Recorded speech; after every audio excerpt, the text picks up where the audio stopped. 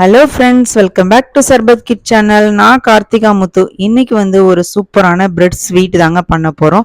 வீட்டில் இருக்கிற சிம்பிளான இன்க்ரீடியன்ஸை வச்சு தாங்க இந்த ரெசிபி நான் பண்ணியிருக்கேன். ஸோ நான் டேஸ்ட் ரெஸ்டாரண்ட் ஸ்டைலை விட செம்மையாக இருக்குங்க. இப்போ வாங்க ஒரு டிஃப்ரெண்ட்டான பிரெட் ஸ்வீட் எப்படி பண்ணுறதுன்னு பார்க்கலாம். அதுக்கு முன்னாடி நம்ம சேனலை மறக்காமல் சப்ஸ்கிரைப் பண்ணி சப்போர்ட் பண்ணிக்கோங்க. கூடவே பெல் ஐக்கானையும் கிளிக் பண்ணிக்கோங்க. இப்போ வாங்க வீடியோக்குள்ளே போகலாம்.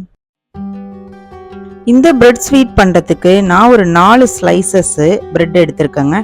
இதை ட்ரையாங்கிள் ஷேப்பில் நான் கட் பண்ணிக்கிறேன். உங்களுக்கு என்ன ஷேப் வேணுமோ அந்த ஷேப்பில் நீங்கள் கட் பண்ணிக்கலாம்.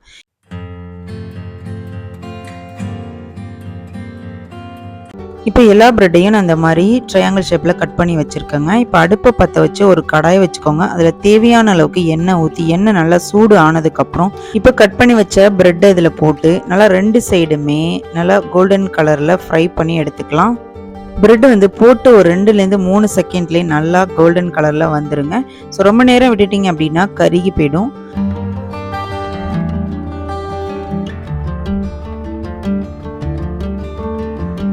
இப்போ பிரெட் நல்லா ஃப்ரை ஆகிடுச்சுங்க. இப்போ ஒரு பிளேட்டில் எடுத்து வச்சுக்கலாம். இதே போல் எல்லா பிரெட்டையுமே நான் ஆயிலில் ஃப்ரை பண்ணி எடுத்து வச்சுருக்கேங்க. நெக்ஸ்ட்டு அடுப்பை பற்ற வச்சு ஒரு கடாயை போட்டுக்கோங்க. அதில் 1 கப் அளவுக்கு வெள்ளை சர்க்கரை எடுத்துக்கோங்க. இந்த சர்க்கரை முழுகிற அளவுக்கு ஒரு 1/2 கப் அளவுக்கு தண்ணி ஊற்றி நல்லா அந்த சர்க்கரை கரையிற வரைக்கும் வெயிட் பண்ணலாம். இந்த ஸ்வீட்க்கு அந்த ஒரு கம்பி பதம் அந்த மாதிரிலாம் தேவையில்லைங்க. லைட்டாக அந்த சர்க்கரை கரைஞ்சா போதும். ஸோ இப்போ பார்த்தீங்கன்னா நல்லாவே கரைஞ்சிருச்சு. இந்த ஸ்டேஜில் அடுப்பை ஆஃப் பண்ணிவிட்டு அப்படியே ஓரமாக வச்சுருங்க. கொஞ்சம் இந்த சர்க்கரை தண்ணி சூடு ஆறுனதுக்கப்புறம் நம்ம பொரிச்சு வச்சுருந்த பிரெட்டை இதில் ஒன்றா அதில் போட்டுக்கலாங்க. போட்டுட்டு எல்லா சைடுமே அந்த ஜூஸ் படுற அளவுக்கு நல்லா ஸ்பூனை வச்சு திருப்பி விட்டு ஒரு 5லேருந்து 10 நிமிஷத்துக்கு அப்படியே ஃப்ரீயாக விட்டுருங்க.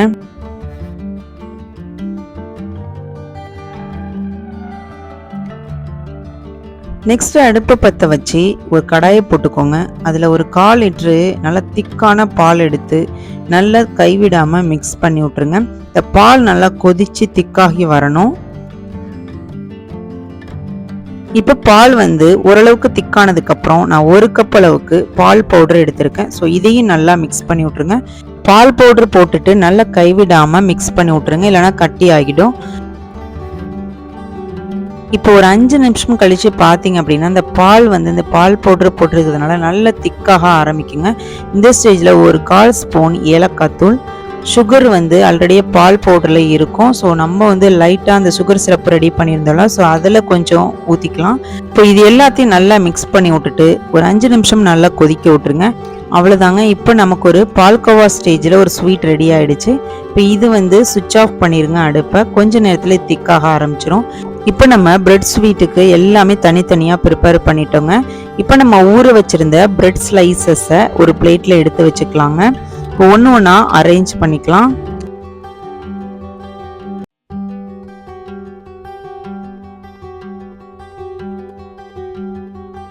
எல்லா பிரெட் ஸ்லைசஸும் பிளேட்டில் எடுத்து வச்சுருக்கோங்க.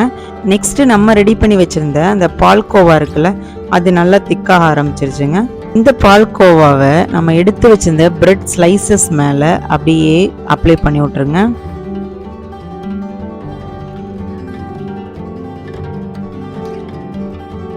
இந்த பால்கோவாவுக்கு மேலே இன்னும் கொஞ்சம் டேஸ்ட் கொடுக்கறதுக்காக கொஞ்சமாக பாதாம் நட்ஸ் எடுத்துருக்கேங்க. ஸோ அதையும் போட்டுக்கலாங்க. அவ்வளோதாங்க. இன்னைக்கு ஒரு அட்டகாசமான பிரெட் ஸ்வீட் செம்மையாக ரெடி ஆயிட்டுங்க. டேஸ்ட் செம்மையாக இருக்குங்க. நீங்களுமே ஒரு டைம் ட்ரை பண்ணி பாருங்க. உங்களுக்கு இந்த வீடியோ பிடிச்சிருச்சு அப்படின்னா ஒரு லைக் பண்ணிட்டு உங்களோட ஃப்ரெண்ட்ஸ் அண்ட் ஃபேமிலிக்கு ஷேர் பண்ணுங்க. நாளைக்கு ஒரு சூப்பரான ரெசிபியோட நான் உங்களை மீட் பண்ணுறேன். தேங்க்யூ ஃபார் வாட்சிங்.